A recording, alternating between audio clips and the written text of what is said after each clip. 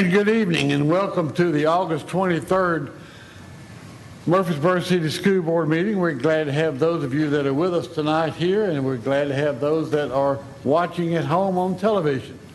This time I'll turn our meeting over to our attorney, Kelly Baker. Good evening. Our first order of business tonight is to install our new board members, and we have with us Judge Donna Scott Davenport to read their oath of office. And board members, if you could, please, would you like them to come down here? Come to the podium, and Judge Davenport will do the installation. Come on. Yes.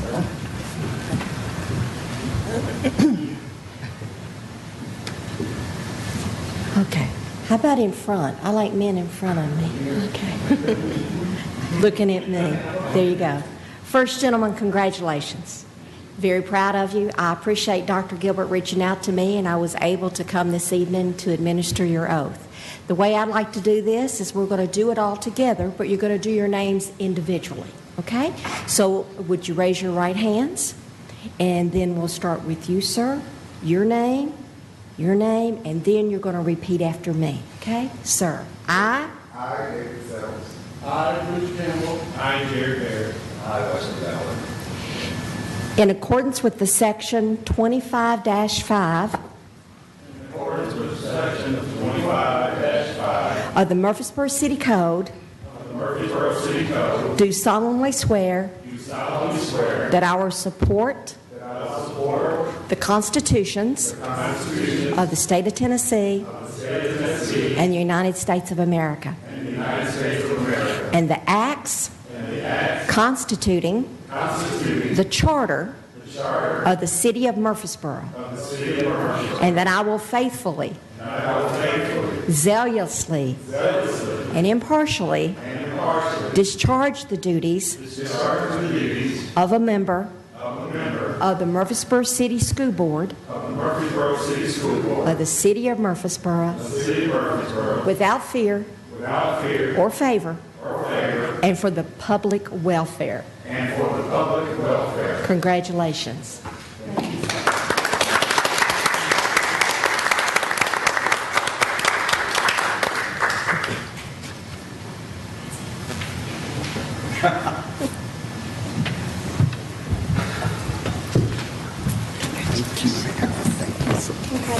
Congratulations.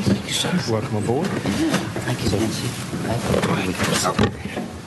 gotta plug in my computer.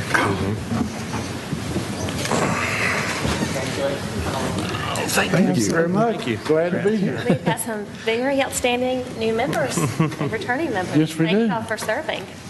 Well, thank you. At this time, we'd like to ask you to stand as we have Olivia Davis and Mara Ashek, both of them students at Scales Elementary School, to lead us in our pledge, followed then by our moment of silence.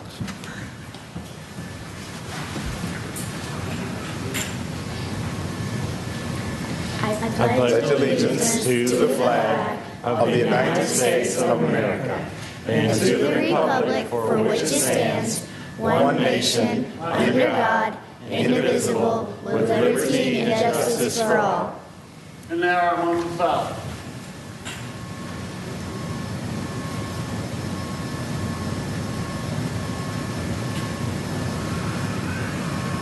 Thank you.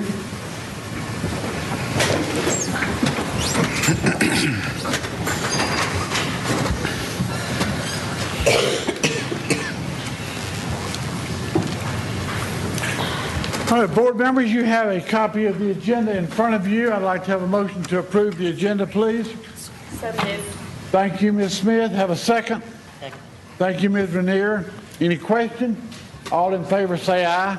Aye. Any opposition? And there is none.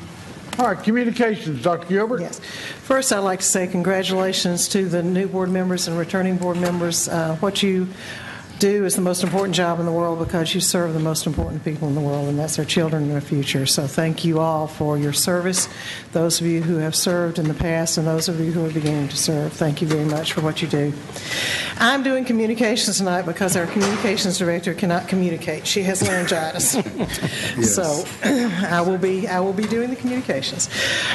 We do have a grant from Lanes, Trains, and Automobiles and Bowl USA that we have received. And so because of that grant and the work that Tammy Pirtle did with that, each of our schools has received 6 sets of bowling pins, balls, lanes, all of the things that they need for bowling. And so you'll see that in not only our physical education department and the use there, but you'll also see it probably after school and maybe even with a bowling league. So we're very excited about that and appreciate very much Lanes, Trains, and Automobiles and Bowl USA for reaching out to us and Tammy Pirtle for her work on that. We also have received word that we are going to get a continuation of our after-school grants. There are 2. The first is the 21st Century grant, and it will be for $251,000, and our Safe Schools grant for $40,000. And the other day I had the privilege of going to MTSU last Thursday. ESP had a day that had to do with creating magic.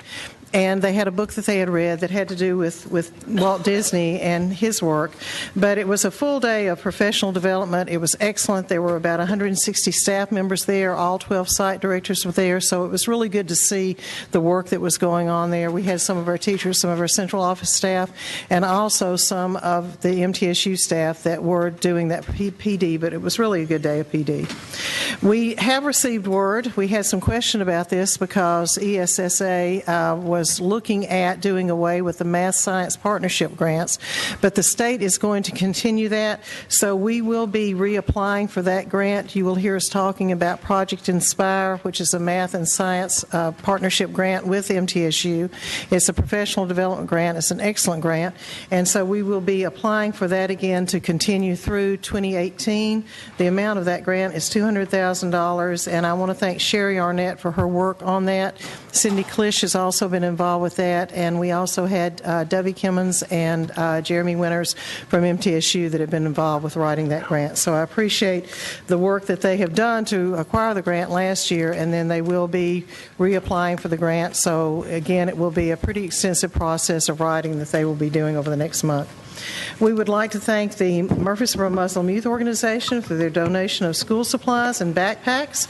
We also would like to thank New Vision Baptist Church for their donation of school supplies and backpacks. The last time we met, Board, we heard from 6 of our schools and their partners, and so we have 4 today that we want to talk with you about.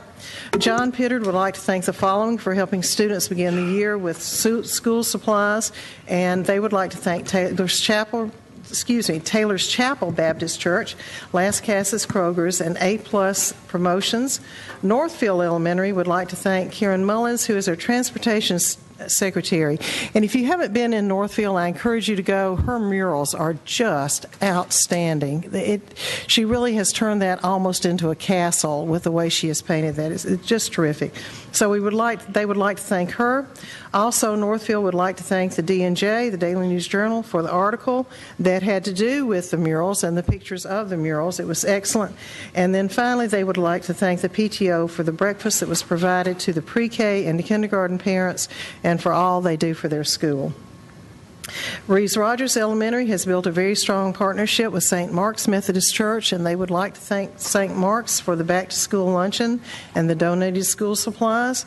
And also, they would like to thank Nashville Storm, which is a semi-pro football team, for the donated school supplies.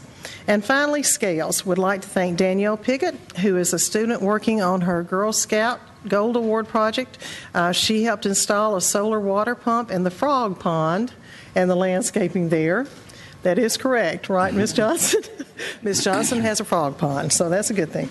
Also, the following partners who granted money to Scales for the new school year: Farm Bureau, Rutherford County Soils Conservation District for the crop program, and Tractor Supply Company for their Dig It grant. And those are your communications. Thank you, ma'am, very much. We have a lot of agencies in our town who are helping to support our schools and our students and teachers as well. All right. Yes, ma'am? You use the acronym ESSA. Mm-hmm. What is This that? Elementary Secondary Education Act, it's really a follow-up of NCLB. It was finally revised. In fact, you may have read where one of our senators was very instrumental in getting that done, Lamar Alexander. So that has been passed. And with that passage came there were some changes in the way funding can be used, and that was one of the grants that was well, in fact, they have really eliminated it. But the state has chosen to go ahead and fund districts and to extend that. I'm glad that they've chosen to encourage math and science Right. education. So, okay, good. Thank you. All right. Consent items. We have a motion to approve the consent items. Thank you, Ms. Ranier. Have a second? Second. Thank you, Mr. King. Any discussion? All in favor say aye. Aye. Any opposition? And there is none. Thank you. Action item. You do not have any action items tonight. You do have several items of reports and information. So, Mr. Campbell, if we could go ahead and move there, Yes, that would ma'am. be fine. First up, we have Mr. Joe Marlin, as you know, has been appointed the Assistant Superintendent for Instruction, and he will be giving you an instruction report. Some of you, the new board members, the newly elected board members, saw this in their board orientation, but I thought it was so excellent I wanted to share with the rest of the board and also for him to share it with the public, because it does give an overview of what's happening in this district as far as instruction. So, Mr. Marlin? Thank you, and thank you, Board, for allowing us to be here tonight. Dr. Gilbert asked me to present for the new board members some information about the instruction department, some of the new focuses that we are attacking this year, so I wanted to share those with you. First of all, our areas of focus for instruction include our reading and our math and all areas of instruction. So in thinking about what the instruction department does, that's what we're all about, is all the areas of instruction. But we also deal with the response to instruction and intervention program, and you may have heard that before, and I explained that to the new board members so they have an idea about that. We also deal with behavior support and counseling, and we have staff members who help all of our schools with behavioral issues, not just the problem areas, but helping all of our students learn about appropriate behavior. Then we have programs for our English learners, our students who come to us not prepared to speak English. We have programs for our students who are gifted, and we have our special education programs. And as well as that, we have our instructional technology, which helps our teachers understand and our students understand how to use technology within the classroom setting.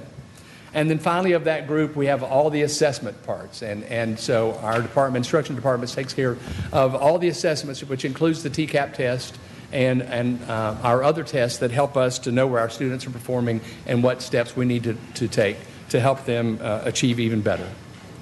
So the 3 or 4 focuses that I want to mention to you tonight are some things that have happened and we're continuing to work on. But first of all, in meeting curriculum standards, we had this summer, some of our teachers and our academic coaches came into the office, and they worked on creating our scope and sequence documents.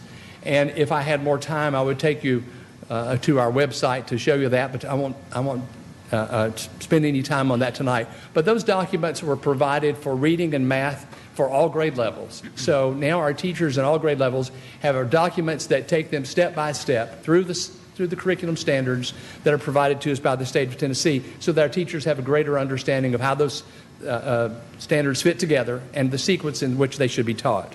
So that's in reading and math for every grade level. And it breaks it down. Our teachers, our volunteers that worked on that project, broke it down into group sizes, so that we were looking at maybe for a 9 weeks scope and sequence. We would look at 9 weeks of the week by week how the curriculum was laid out and what goals we should be reaching for as our teachers taught. That information's been posted on our website, and as a part of that, those volunteers added resources so the teachers would know additional resources they might use as they went through that scope and sequence. Another area that we wanted to share with you tonight was about the professional development, our staff training and support. And so there were 3 areas that took place this summer. One was our new teacher orientation, which was a 3-day training for the new teachers that came to work for us here at Murfreesboro City Schools. Then also the summer courses that took place, and finally a learning extravaganza which took place on July 26th and 27th. And to give you just an idea, if you can see the presentation, what I've done basically here that you can see on the screen is I printed out a listing of all the courses that were offered at that time. So if you'll look, that have been offered since the summer began, and I'm not sure if you can see them from your screens, but on our screens we have a listing of all the courses that were taught this summer as a part of our professional development. So if you can see on the red lines there, from that point on, everything on this screen were courses that were taught, and just to focus on some of those were some behavioral and some restorative practices courses that were taught by Ms. Kim Frank. They'll deal with the part of the behavior, helping our teachers understand how to deal with behavior and work on behavior in the classroom. And then also on that particular screen there is one about the Farm to School program. So just to give you an idea of the variety of the programs that have been taught this summer. We also have our first grade and our third grade STEAM trainings that took place. And those, also some SIOP training, which is we're training program for our ESL teachers, our teachers that work with students learning to speak English. We also had some reading programs, reading classes taught on letters, and Dr. Dodson provided those. And one thing I pointed out in the presentation is the number of students, or teachers, who sat in as students as a part of these trainings. So in that particular one, we had 26 teachers that sat in on that training for over that period of time. We also had some preschool training provided for our preschool teachers, and we had some professional development regarding our instructional technology. And that was provided by our instructional technology specialist, and they provide courses throughout the summer. As I mentioned earlier, we had a special training for our new teachers, and that new teacher orientation. We had almost 80 teachers there for 3 days. We met at the university at Middle Tennessee State University, and they met for 3 days and had special classes to help them understand things like classroom management, how to operate in Murfreesboro City Schools, some of the things that they would be required to do, and help them get used to our way of doing business in Murfreesboro City Schools. As a part of that, then, and I apologize, your screen, you can't see the screen that's right behind you there, but the next thing we had was a group of classes on 2 days, July 26th and 27th.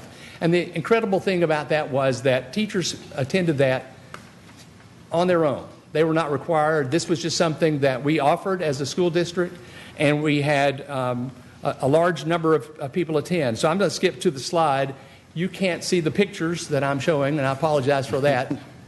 But as teachers were in our buildings, we also, at Overall Creek, we also had principals meeting with and being taught about a new program regarding the testing that we'll be doing this year called Mastery Connect. So those are formative assessments that our teachers will be using to help determine where our students are and learning if they are progressing through the curriculum as they should.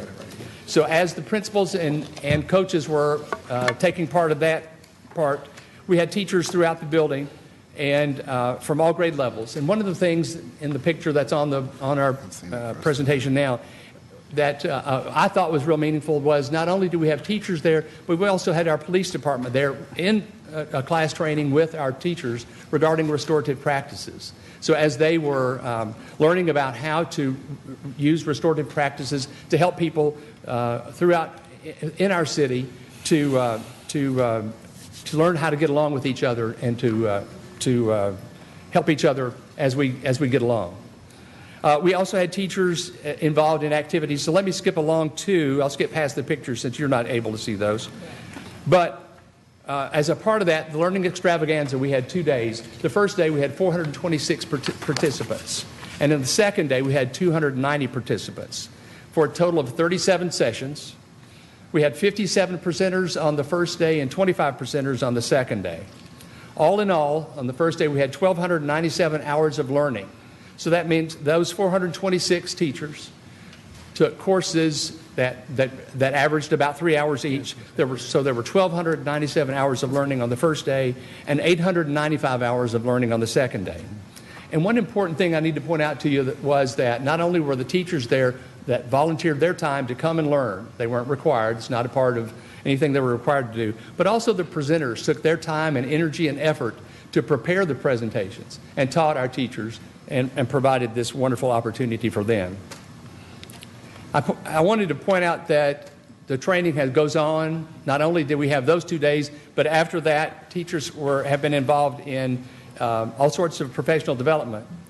And the hours just keep mounting up and mounting up. The next section I want to mention to you is our gifted education. And this year, we added our third gifted specialist. And so now we have 3 gifted specialists that work throughout the district.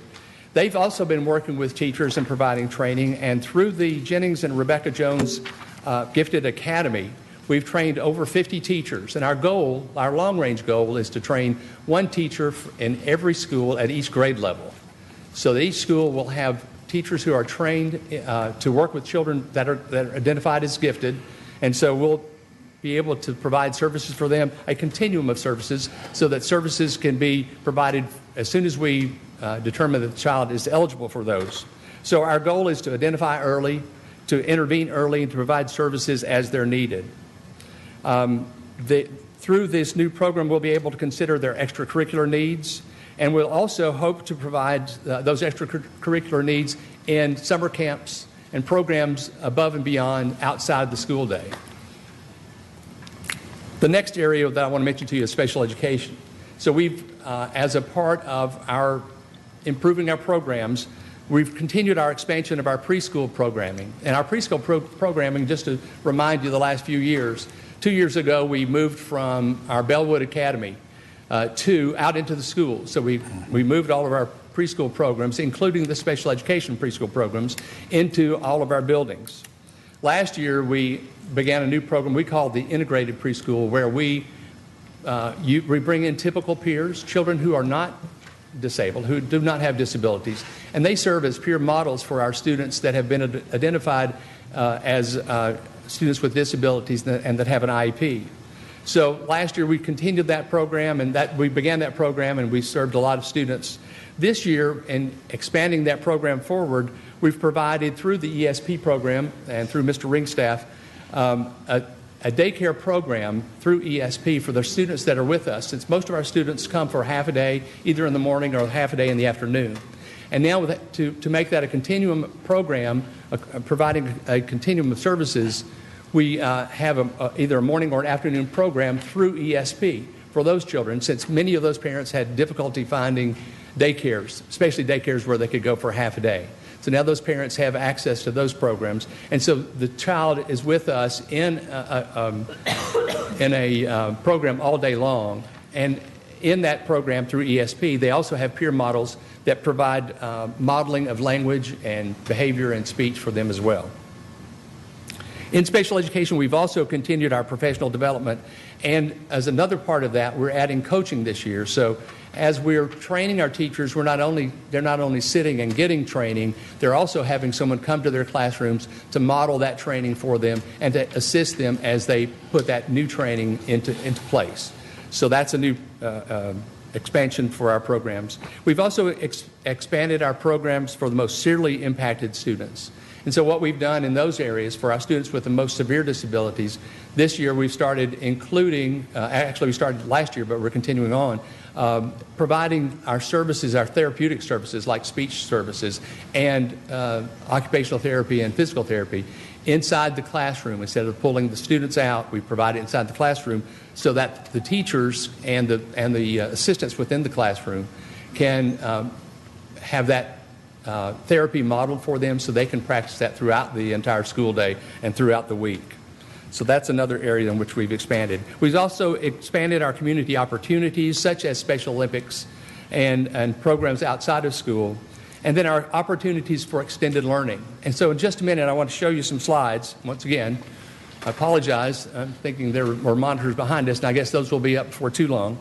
But the main thing I want to point out to you is that our commitment, and through all these areas that I've mentioned tonight, first of all, our commitment to standards. Our district is committed to following the standards, to helping our teachers understand those standards. We're committed to professional development so that teachers and all staff members know better how to serve our children and how to reach the best outcomes we can. We're committed to meeting the needs of the student, whether that's students with disabilities or gifted students. And finally, our commitment to children. So through all this, whether it was volunteer time spent producing our scope and sequence or volunteer time spent producing all of the professional development, we have a large commitment from our staff and from our community to help learn that. If you can see those screens behind you, let me point this out. Joe, they have a hard copy of this that has the pictures too. They're Okay. smaller, but Yeah. Well, if you can see the monitors, these were just some pictures from our summer camp, and which goes along with the idea of our commitment. We had this summer 35 students with disabilities that spent a week at Scales, and we appreciate Scales being committed to help us bring this program together. We also had 65 volunteers. Now, when I say that, we had 65 volunteers plus lots of people throughout the community. But there were 65 people. If you'll notice in the pictures on the monitors, all the green shirts are the children who are the campers, and all the blue shirts are our volunteers who provided staff or provided guidance and leadership for the students as staff members. We had lots of outdoor time, but we had lots of indoor time in the gym as well. Our kids were involved in activities like all kids would normally be as a part of camp. They were active campers. Nobody sat around. They had a big time. We had lots of volunteers working inside as well. We had students working on craft projects every day. We were fortunate to have opportunity. Every day we took pictures that we sent home to parents. The students actually made frames as a part of their craft activities, and they made frames, and the parents got to see what happened in camp. But as you can see from the pictures, the students were playing, having a big time. They were involved in opportunities. As a matter of fact, the picture to the right was one of our students who did a presentation on the red carpet as a part of movie day. We had cheerleaders from the community come and help the children. They really enjoyed their presence. We had typical peers, but we also had lots of volunteers. We had several of our principals and teachers' children come and be a part. We also had some other children from the community that came to be a part and be typical peers and model appropriate behavior, appropriate language, and appropriate speech skills for our children. As a matter of fact, in the picture on the screen now, the little girl on the right-hand side, by the third day, she was able to participate with all the rest of the children. She had a great day.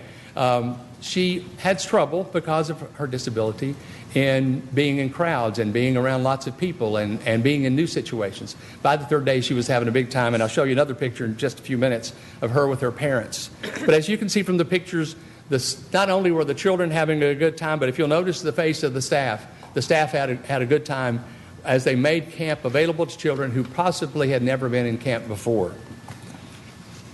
And if you'll notice those smiles, those are some of the best smiles. And if you'll notice in the background, not only are the children smiling, but the adults are as well. So we had a big week. We really enjoyed it.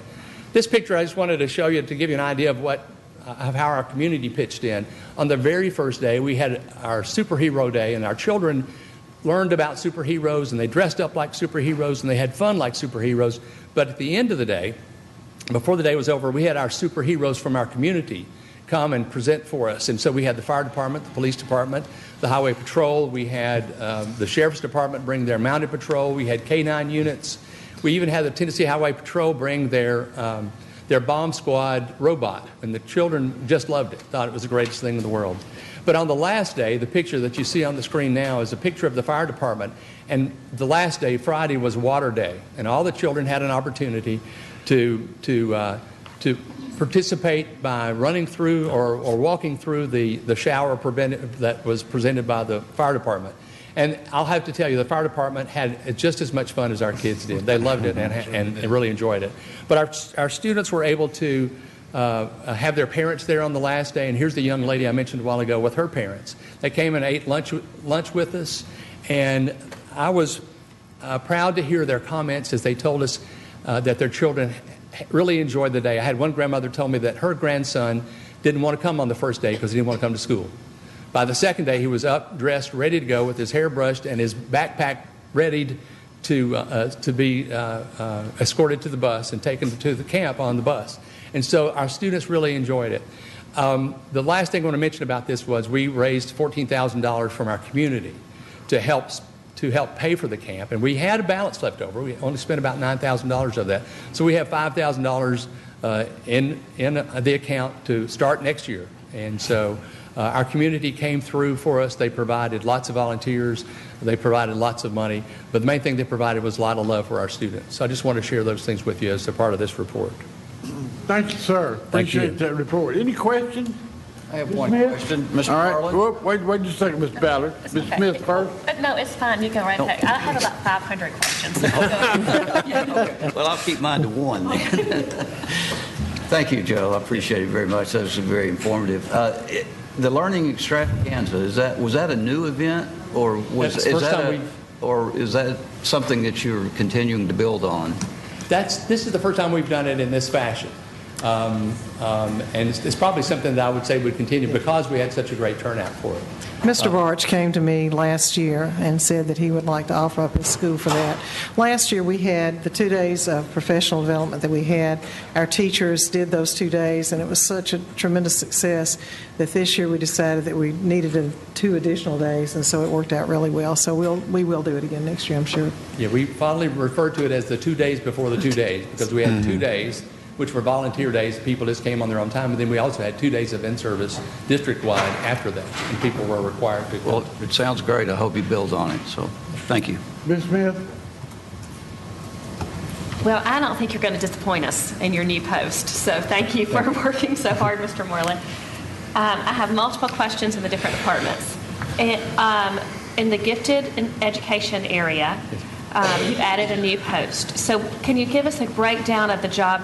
Or how are the jobs broken down between the 3 gifted instructors? That's a good question. And the way we've done it this year is each of the gifted specialists has 4 schools that they serve. So they are engaged in meeting with the school teams to determine first of all, which children need services. So there's a process for that, for determining eligibility. And what we're developing over time is our program will begin to serve students as soon as we have an indication that they need those services. And those services can be consultative services where they just go in and they're helping the teacher within the classroom to know things that they can be doing to meet the child's needs. They can also be part of the evaluation team, which evaluates them and then determines if some of our students even need IEPs, which, as you understand, is part of the special education program. So we'll have a range of services, just from consultation all the way up to providing services and bringing them into classrooms. So those IEPs will look differently as gifted children have different needs. Some will need specialized instruction. Some will need social skills and training in how to use their time wisely and being productive. And so it will be a wide variety of services that they'll provide. But this year, as they're starting off, they've divided up so they have time to spend in 4 schools, and they each have an area that they work with. So the 3 gifted specialists each have 4 schools, and they're doing the same things, or there isn't one person that's specializing in working with the gifted in reading and one person that's specializing in working with the gifted in math. I can't say that they won't do that, and they will cross. They'll collaborate. They'll collaborate because each of them have specialty areas and specialty interests. You may be aware that Dr. Burt is really into robotics, and she helps some of our schools. So we'll probably see her share her expertise across different schools. So they'll as time goes on, they'll share their different talents and skills across the schools and across. Trying to say I'm not doing it very well either, but they'll share their areas of expertise among all the schools, but they'll be serving 4 schools specifically. Okay, so then you also, thanks to the Jennings and Rebecca Jones Foundation, each school has a teacher that's been trained to work with the gifted in every grade. Is that correct? That's the goal we're working toward. We don't have quite that number yet. So we have a group that's being trained at this time. They meet on Saturdays, and they're receiving the training. We had a group that was trained last year. And so I think by the end of this year, end of this school year, we'll be probably close to 70. Yeah, we'll be close. We know we have another year's commitment from Jennings Rebecca Jones. But we have at least another summer. Plus, what happens is you have a summer plus then 4 Saturdays throughout the year. Okay, so in the schools that do have teachers that have gone through the program, are the children directly assigned to those teachers for their homeroom classes that have been designated as gifted? We're working on that, and I can't say that it's done in all schools, but what we're trying to do is cluster children so that we can cluster them with those teachers who have the training. As we're training more and more people, obviously, where we don't have people trained, we're not doing that yet. And so we're trying to get to that spot where we have our goal is to have every school has a teacher trained in every grade. Okay, I didn't know, not having an educational background, I didn't know if that was if that was the right thing to do, or if that, so I'd kind of heard that was happening in some of the schools. So, and then one thing that I learned when I went to my own child's parent meeting is that you are definitely broadening the testing, the evaluation for giftedness. Right. And I am thrilled. Instead of it being a big pain and kind of scary to write your child's teacher and ask for them to be, tested before they enter the county system, now I know at least one school that they're broadly testing, and I'm very pleased, and I hope that other schools are going to have that opportunity. And they do. We look at those issues so that we can help prepare students as they move to middle school. In fact, it may have happened today. I mean, that was the talk. So. Right. Then in the special education, how many schools are offering the pre-K this year, and are they the same schools as last year? Same schools as last year. We've added another class at Case and Lane this year. We assume we'll probably have to add another class before the year's over, as in special education preschool, we get them at age 3, whether that's in January or February or March. Mm-hmm. Unlike where we have a deadline, you have to be 5 by a certain age to start kindergarten. So we get those students all throughout the year, and the way that it looks, and we have to stay 6 months ahead looking at those because they come to us from the state. And as the early intervention programs identify those children and then pass them along to us, we stay 6 months ahead. So we're anticipating and looking at the number of children that are in the pipeline already. So we expect that we might, add another class before this year's over. Okay. So on the instruction department, the academic coaches, yes. Who do they report to? They will eventually report to me. They're reporting, and actually we've already started that process. So. They report directly to the principals. They do report directly to the principals. Yes.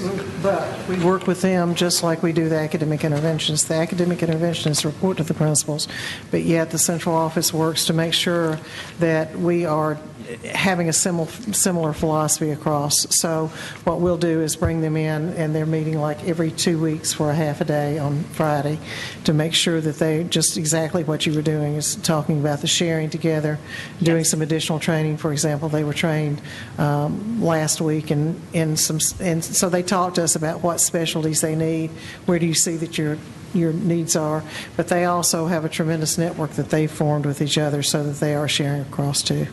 Right. I think their report, they are housed with the principals, at the schools, and I think reporting to the principals is great, but I understand what you're talking about. Okay, and in my former life as a fundraiser, I wanted to make sure, because I'm thrilled that you receive some outside funds, is there consistency? So when you're asking for money from corporations, is there someone that we're going through in the central office so that we're not asking the same people to give to the schools over and over? We work with Ms. Trail regarding that. Okay, great. Yeah, we're looking at that. Yes, yes. Thank you. All right, any other questions? Ms. Renier? I had several of the same things that Ms. Smith asked, but as far as under special ed coaching, who are the coaches? We have 2 coaches this year, Ms. Amy Miller and Ms. Jennifer Clooney. So they were with us last year, right? Yes, ma'am. Mm-hmm. Okay. Yes. And Ms. Smith talked about the testing. A million years ago in my former life, we had a timeline once a referral was made. Is that still the situation with the state, or is that no longer? For special education? Yes. Yes, ma'am. We have 60 days. Okay. That timeline has changed a little bit in the last couple of years. It used to be 45 days, and those were work days. Now it's 60 calendar days. So we have a shorter timeline. It's about the same, basically, but we have 60 days from the time they're identified or the time that the referral comes into us to the time we have to have the testing done. Yes, ma'am. And which schools will have the ESP for those who need the alternate side? Those are at Northfield and Case and Lane. And will those be the only students, their own students who would be involved, or would there be some at Reeves Rogers who need to be transported to another area for daycare? Or Any of the special education preschool programs can go to those buildings, and we have provided transportation as well, because with special education services we have to provide transportation. Right. So any of the schools that participate. So now we have Ermasiegel, Northfield, Case and Lane, Scales, and I'm looking at Angela. Is that it? Okay. Ms. Fairchild is our special ed supervisor. And I'd be really interested. It looks like there have been so many offerings for the teachers that they should have been able to get their in-service hours in very easily this summer. But because we can't read this, is there any way you can send us a copy? Sure. I'll be glad to. I'll send it to you in the enlarged. I'll send you the presentation so you can see all of it. That'd be great. Thank you. You can't read that. I have my bifocal contact. All right, any other questions for Mr. Marlin? Thank you, sir, very much. A wonderful program, and I was able to visit the program at Scales. What was it? Scales. It was good. It really was. There were a lot of activities going on the day I was there. All right. Next item. Next item is your revenue expenditure report.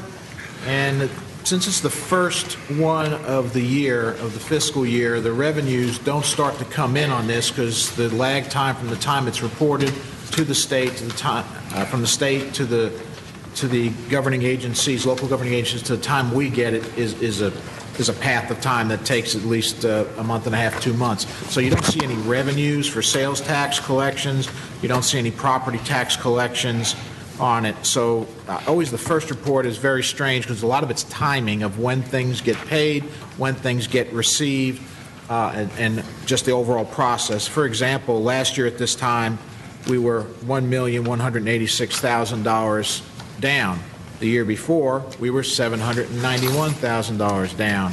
This year, we're $855,782 down. And that's because we don't have any revenue coming in yet, so we have to live off of what is basically our fund balance or our cash reserves during this time. So what I focus more on during the first few months is our expenditure percentages.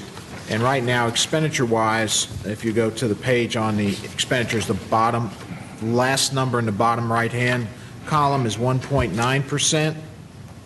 If you'll roll across to the last column right in the middle of the page, it's 1.8%.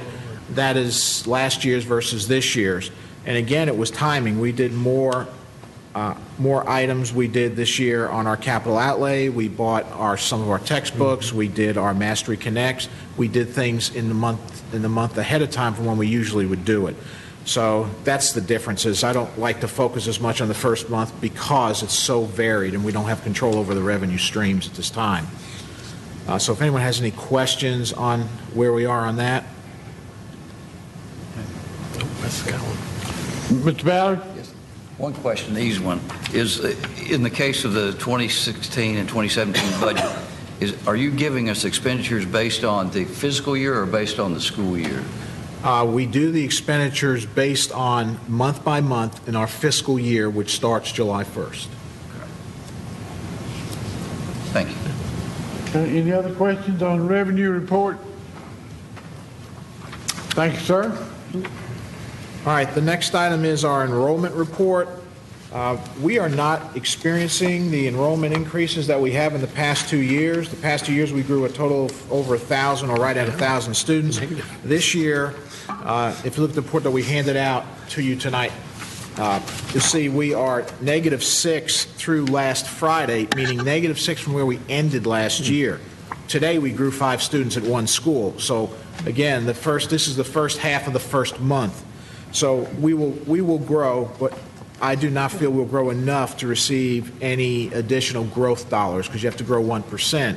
So if you look at that, we need to grow 84 students to get at least 1%. It's going to be a struggle to get us to that number. I'm hopeful that we'll get over it, but we need to get to that to at least share in that. One of the things Mr. Marlin was talking about, the special ed growth in the pre-K, last year, and that's on the bottom right-hand column, I see the number 75. That's where we are right now. Last year at this time, we were at 54. We ended the year with 97. So we grew during that time 43 students. So if you take our 75 and just project maybe 40 more students, because as he mentioned, they come every month. Right. Every month we're adding a student there. We still could grow in that area. On the K-6 special ed number last year, we ended the year at 152. We started at about 150. So it didn't grow as much. And that's because they don't come into us as they change, and grow every month. We have to add them to our numbers. The pupil-teacher ratio, if you go to the middle of the page for the newer board members at the bottom, a green number for K through 3, our pupil-teacher ratio right now is 18.9 to 1 per K through 3 classroom. Our 4 through 6 grades are experiencing a 21.31. Our overall pupil-teacher ratio is 19.78%. 19.78 students per teacher overall district. We do not have an average attendance percentage yet because the reports come every 20 days, and this was the 10th full day of school, so we don't have one of those reports as yet. But that's where we are right now. We need to rattle the bushes and get more students. Okay. Ms. Renier? Did you say, does the pre-K and special ed pre-K, are they factored into our PTR? Thought they were not. I do them. They're separate. Okay. They're not in there. It's only K through 3 is the PTR, and that's because of the state standard of 20 to 1 for that. They don't have the same standard. We base our pre-K on 20 per classroom, and so that's where our base is now. Now pre-K special ed, it starts out with lower numbers, and the ratio in pre-K special ed is different. It's 8.33 to 1. And you can see that on the next to the last number on the left-hand side. You see pre-K special ed 75 with 9 teachers, 8.33. Okay. Thank you. Mr. Stubbs? Thank you. I love your report and the way you break it down. This is really, really good. Could you remind me, probably not everybody else, just me, of what the standard is statewide and what we strive for? Because I was here last council meeting, you talked about it, but I'd like to hear it again. Right. The K through 3 is funded at a level of 20 students per 1 teacher. And it's a number, they take the total number of our students and divide it by 20 to get the number of teachers that we earn under the BEP formula. We are allowed to have, on average per school in the K through 3, 20.49. Haven't found any students willing to go 0.49 yet, but it's 20.49 we're allowed to go. We cannot exceed 25 in any one classroom in K through 3. So in other words, you could have a grade configuration where one grade has 24 to 1, another one has 16 to 1, and still work out fine. In 4 through 6, the ratio changes. We're funded at the level of 25 to 1. And so the state takes our total number of 4 through 6 students divided by 25, that's how many we earn. We can go into that one to 25.49, or we can actually have the highest class can be up to 30 students. Now, we try to never get anywhere near that. So our goal is to keep our K3 under 20, and our 4 through 6, we look for an average of roughly 22, 22 and a half on average. So that's where we're projecting our goals for. Thank you. Yes. Ms. Smith? So, someone asked me recently, and I never thought this way, but on your teacher numbers, you're counting just the classroom teacher, like the homeroom teacher. You're not counting the special area teachers. That is correct. We're counting where students are assigned to a specific classroom grade level teacher. We do not count band, music in those mixes. Okay, great. Thank you. All right, other questions? Ms. Renier? Do we have any empty classrooms anywhere? Yes, and we're getting, actually, the schools are turning in their reports right now, and we're going to be putting those numbers together for Dr. Gilbert to see how many classrooms we have. We can move. One thing that our district tends to do is if they have academic interventionists, they'll put them in a regular classroom. So when you say empty classrooms, Right. there's probably no classroom really totally empty. They're using it in some form or fashion, but not as a whole 20-to-1 class. And I will add, so that too is not necessarily our decision. Now, we believe in intervention, but you'll remember that RTI requires us to have those interventions, so you're looking at small groups. Also, when you look at your special ed classrooms, they're going to always be smaller. So to say that we have 1,000 student capacity is not true anymore, because you do have the ESL classrooms that are going to have a lesser number. You do have special ed classrooms that will have a lesser number, and then you have to have a place for your academic interventionists to work with children too. All right, other questions for Mr. Anderson? All right.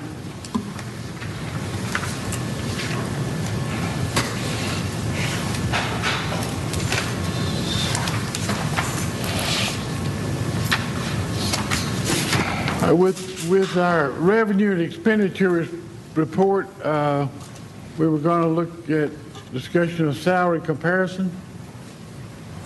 Is that right? Is this where we're looking at the topic I brought up last time? Yes, Okay. Yes, sir. We sent to you information this week on comparisons. I believe there were some charts provided to you of what the different pay levels are at different school districts. Also, I gave you a financial position of where I feel we should be and the concern if we go and try to commit any kind of funds now before we have a real good picture of where we will be by, somewhere during the year.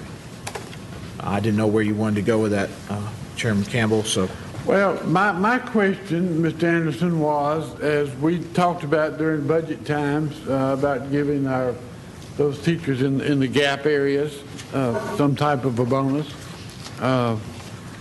Number one, what I wanted to know was the number of teachers that would be involved in that, and if and where there was any monies that we could use for that particular purpose. You have your number of teachers in the information that I sent you, and I do have extra copies if you need that. That would be in a memo that was sent to you on August the 19th that started out with comparison on salaries. The back page of that has it broken down by 16 years experience up through 41 years experience.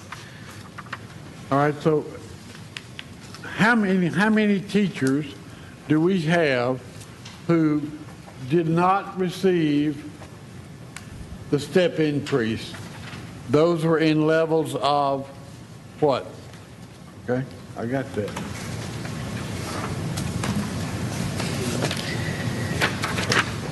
Your step increase stops at, Gary, 15, correct?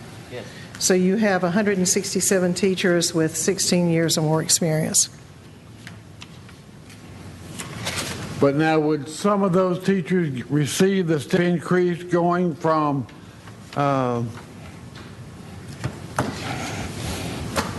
19 to 20? You They do not, would, right?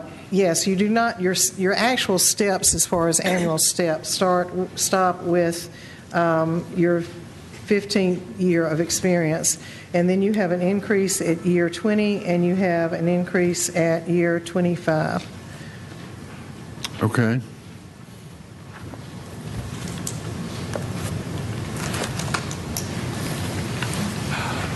And I also included in that same packet comparison of other school districts and how they do theirs, which is pretty varied, actually, and very convoluted in some cases. You do have across the state, you do have some school systems who move toward differentiated pay or pay for performance.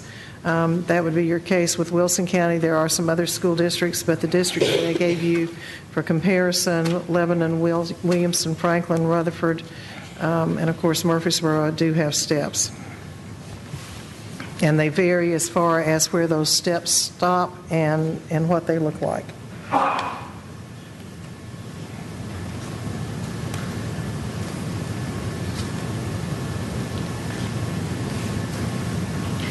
Ms. Renier? I think that this is going to be kind of intense, and I know when I looked at the very first sheet that you had your little note to us, the comparison of salaries from all the districts. At first, when I read through it, I thought, I can't even figure out what this means. Fortunately, I've looked at it longer, and it makes sense to me now. But I think Because it took a little while. It really does. Steps through 15, then 16 to 19, same as 15 with $750. Right. So it gets a little convoluted and confusing. I'm wondering if we would be better served to table this until we have our retreat. I don't know. Well- I think it's pretty involved, and I think from Mr. Anderson's note, we have to be very careful with our fund balance. And right now it's looking like it's not looking very favorable. And if we're not sitting with growth funds, we're going to be in trouble. Not trouble, but Well, I don't have a problem with tabling it until the retreat. What I did not want to do was, because we had discussed it during budget times, and teachers knew we had discussed it in budget times, it's kind of like going to the child and say, okay, we're going to go to Disney World, and then never coming back and say when we're going. Well, then the child gets the opinion that, well, why'd they say it? We're not going to do it anyway. And I don't want our teachers to be in the situation to think that we talked about it and then all of a sudden we just dropped it and we're not going to do it anyway, because I think all of us would love to see us be able to do it. But I understand that the revenue is not there that we had hoped for. But I felt like that teachers and employees, particularly teachers, need to know that we didn't just sweep it under the rug and forget it. And particularly these, and Ms. Renier's been concerned about this, of course, the experienced teachers that we don't, it may be a gap year budget-wise, but not with our value, the way we value them to teach our kids. exactly. I just, once a teacher reaches 25 years experience, that's it. So they're hung there. If they stay 30 or 40, then they're still there at the same. No incentive. And I guarantee you, gas is going to go up as well as a dozen eggs. And everybody has got to be able to provide for their families. Not to want us to lose people because of that. But if you don't have the money, you don't have the money, and I understand that. So if you would like to table this and talk about it again at retreat, then I don't have a problem with that. Can I just ask one question? I think we came up with this idea because we thought there were going to be funds there. Tell me what planet I'm on, because I don't know why we went from thinking that to this number being lower at this time. What do we have to use the money for? I can't remember. The growth, well, I'm sorry, go ahead. Go ahead. When we built the budget, we were anticipating growth of about 300 students, which meant we would have shared in growth monies of $1 million. We put that $1 million into your operating budget. It's not there. Okay. So that's why I'm saying, let's see what sales tax comes in, let's see what property tax comes in before you make a decision on this, because we don't know. The picture is totally open right now. We just don't know. And those figures don't come until when? Springtime? They'll start, well, the big money from sales tax and property tax doesn't come until after the holidays. You don't see them until February and March. If there's additional information, though, that you all need, we try to think of everything that we could to give you so that you would have a complete picture, but please let us know. Okay. So do we need to make a motion to table it or anything? This issue isn't actually on the agenda for discussion tonight, so if you want it placed on a future agenda, then you can do that. We need a motion to do that? No. No. Otherwise, Okay. we'd just let it fly. Well, I think we're all cognizant of it, and everybody else is too. Okay. All right. All right. We got enrollment, approval of school fees. Yes, that is under, well, those are your field trip fees. Okay. Field trips, the board needs to approve the rate of the field trips, so even though it's in an information section, they need to approve the charges on them. Usually it's in the consent agenda, it's in the, Right. got reslotted somehow. So- That's what I thought. Yeah, it's usually on consent. So we do need a motion then for approval of the school fees. Okay. I'll make a motion to approve. All right. I have a second to the motion. Second. All right, Ms. Smith, now you have a question? One is, we certainly are going to have many, many more field trips. I just assume that people just haven't turned them in, right? It's on the... Yeah, this is the monthly. This is a monthly report. Okay. Normally, you would see this under consent, and for whatever reason, we didn't put it there. But there's one with $150 expense, and do we have a special fund that the families that might not be able to tap that? This would be Land Between the Lakes that many of our schools go to, and a lot of our schools they'll use, for example, their concessions money to do that. Some of them do have donations that they get from others, and then for others, if you'll remember that field trips, as far as our students, some of our students with free and reduced lunch, we cannot require it. So there are lots of ways the schools become very creative with providing money for LVL. Thank you. How much has that increased over the years? Oh, wow. Any idea? Principals. Okay. T-shirt, transportation, all the food is paid for. It doesn't now that it's very big. We do have funds for students that cannot afford it. All right. We need a motion to approve the field trip. We already did it. I did it, and Collier second. Oh, did we? Mr. Yeah. Barrett made the motion, Ms. Smith seconded it? I missed that. Okay. All right, all in favor say aye. Aye. Any opposition? And there is none. Thank you. All right, anything else to come before this board tonight? Again, welcome Mr. Ballard, Mr. Settles. Glad you're here. Thank you, sir. Mr. Barrett, glad you and I are back. Thank you. You too. Glad to be And here. if no other business, I'll entertain a motion to adjourn. So moved. Thank you, Mr. Barrett. Second.